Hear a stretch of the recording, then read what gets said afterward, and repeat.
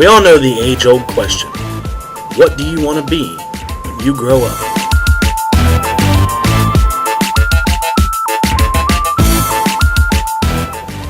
I am a musician. I'm a percussionist. What I want to be is a music director. So, to get a better understanding about what a music director is, I went on a little journey. Recently, I took a trip to my old high school in Buffalo, West Virginia, and sat down with my high school band director, Mark Hopkins, who is the band director and show choir director of the high school. I also sat down with my current college band director, Dr. Adam Dalton, who is the director of athletic bands at Marshall University.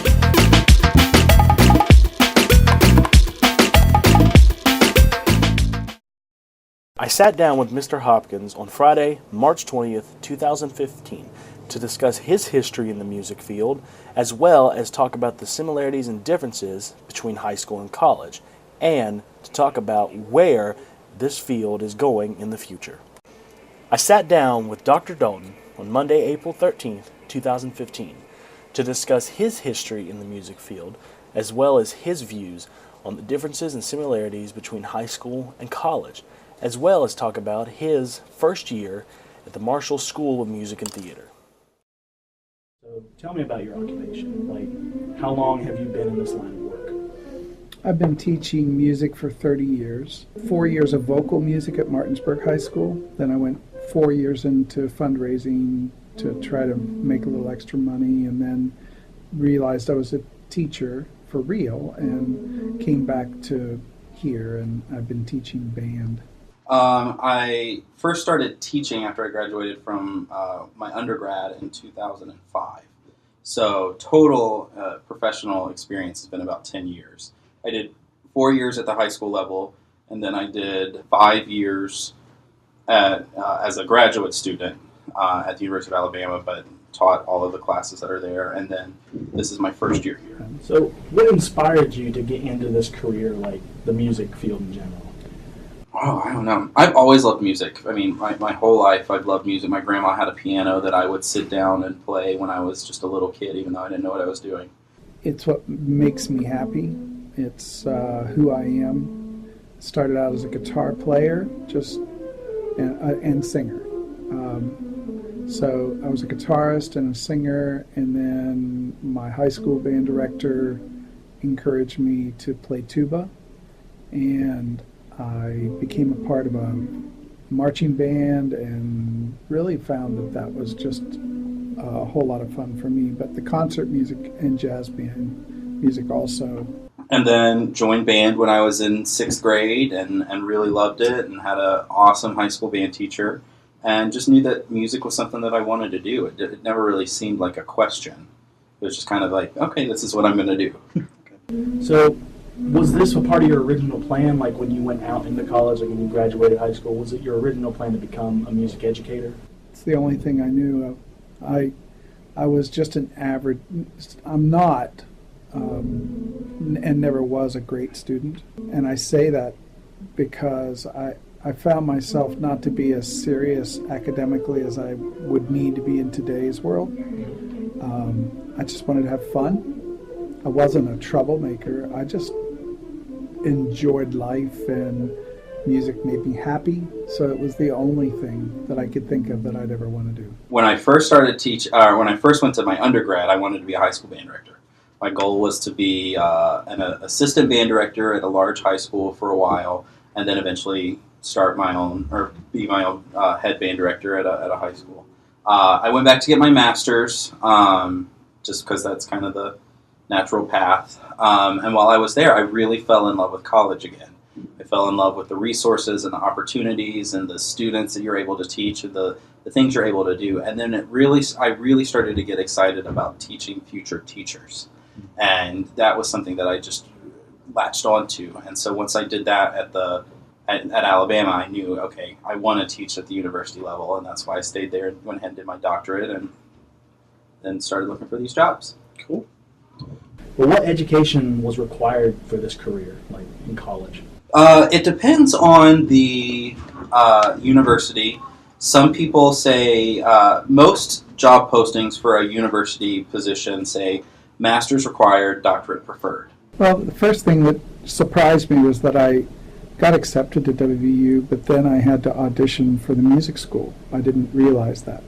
So I didn't know if I was going to be a band director or a choir director. I just knew I wanted to be a music teacher. I knew I could do both or either one. So I went ahead and tried out on voice and on tuba, and I had a higher level. They grade you on your entrance level, and I had a higher level on voice, so I said, well, I guess I'm better at that. Now, that you don't have to have a music ed degree to teach at the university level. You don't have to have any sort of teaching experience even to teach at the college level. You just need to have a university music degree. Okay. And so I chose the vocal track instead of the instrumental track. So if you could go back, would you have chosen the same career and like maybe in today's modern education system versus what you went through, or would you have chosen a different career? There is no doubt that I would have wanted to be a music teacher. I would have had to change the kind of student I was all through life. I just was not serious enough about my academics. My GPA could not get me my career if I were in your shoes. I would have to be a much more studious student than I was back then. I would definitely choose the same career. I think my path would have been a little bit different. One of the things I wish I had done is, instead of staying at the same place to do my doctorate, gone and found another institution. Mm-hmm. I stayed at Alabama because I really developed a great relationship with the faculty. I developed a great relationship with the students, and I was very happy there. And it gave me a lot of resources and experiences that I wouldn't have had somewhere else. But in this profession, especially at the university level, where you went to school and your pedigree is very important. So tell me about any previous jobs or careers before the current job you have today and how they have helped you develop the person you are today and the knowledge to help you teach where you are now. One of the most important skills that I think a teacher has to develop is public relations and communication. I mean, like I said, I've pretty much been a band person my whole life. I waited tables for a little bit. I worked in the admissions office at James Madison for a while, which has helped me a lot in terms of planning audition days, and I'm the recruitment coordinator here, so kind of understanding that inside and part of recruiting. But pretty much just being a band director. While in school, my Christmas job was in retail sales. And I had a very good store owner who taught me how to communicate with adults in an effective manner. How to listen, how to think. And I believe it's very possible that with that basic skill outside of the arts, it made my job as a teacher much more effective. The ability to communicate with others is what teaching truly is. So what is the biggest obstacle that you have to overcome, like on a day-to-day basis, being a music teacher? Well, I usually get here around 7:30 or 8 every morning, spend some time answering some emails or that sort of a thing. I try when I go home at the end of the day to let that be my time. So if I get emails overnight or something, I will wait until the morning. I teach a class at 9 a.m. on Monday, Wednesday, Friday, so if I'm doing that, I'm prepping for that class. And then, depending on the day, sometimes I have symphonic band on Tuesdays and Thursdays. I also supervise student teachers. It changes every day, and I like that too. I like that it's not the same. I don't see the same classes every day. I don't see the same schedule every day, and I have the freedom to choose that.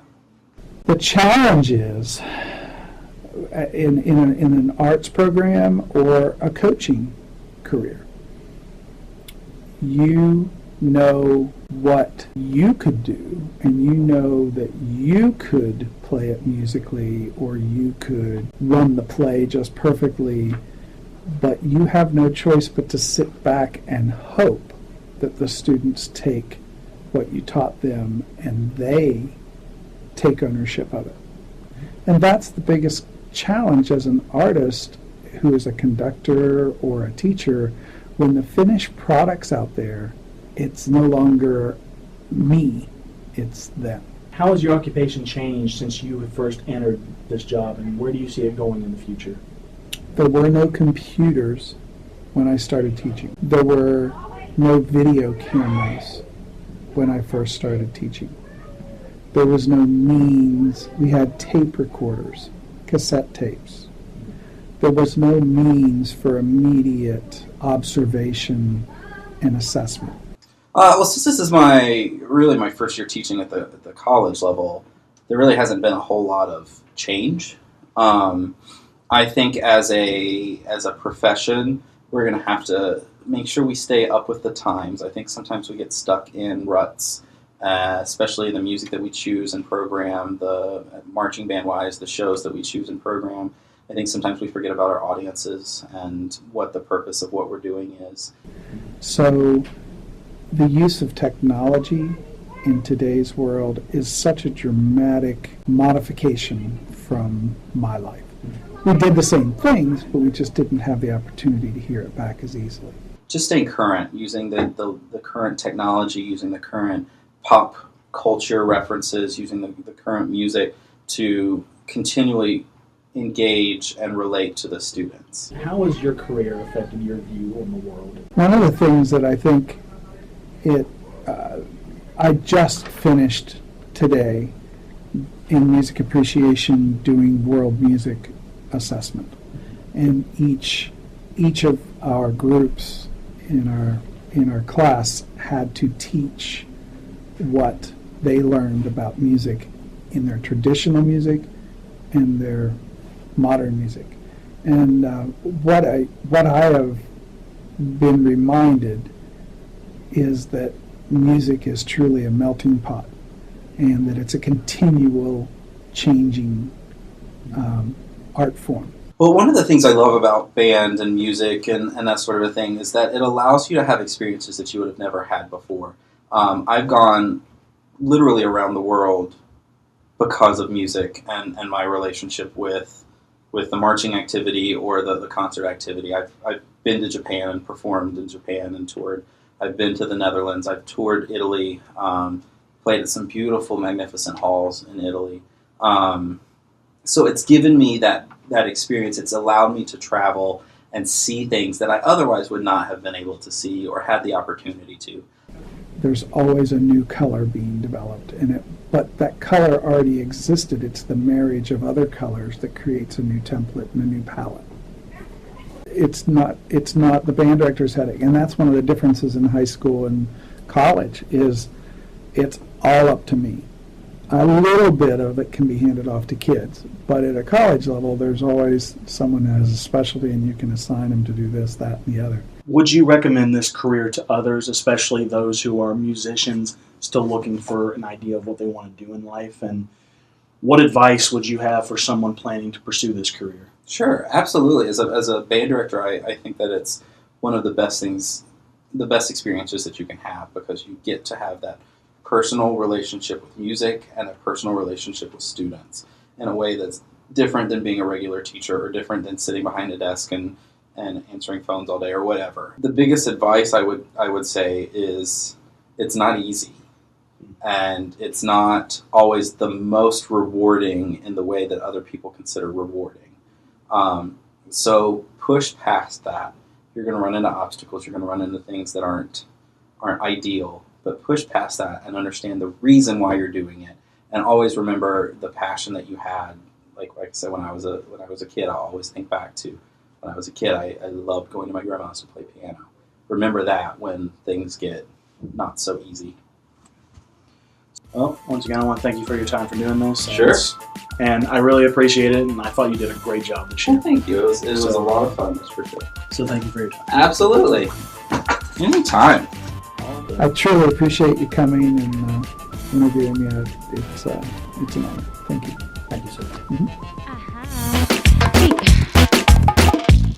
Oh, yeah. So thanks for watching my interview with Dr. Dalton and Mr. Hopkins, two band directors that I've had that have made a great impact on my decision to be a music director. And as you could tell by the interviews, their lives before being band directors were not all that different. Having a couple jobs here and there and eventually becoming what they wanted to be and where they are today. And as for college and high school, not many differences lie in there in terms of the music department. It's just the difficulties and the environment itself is what separates the two. So thanks for watching my interview, and I hope you have a wonderful day.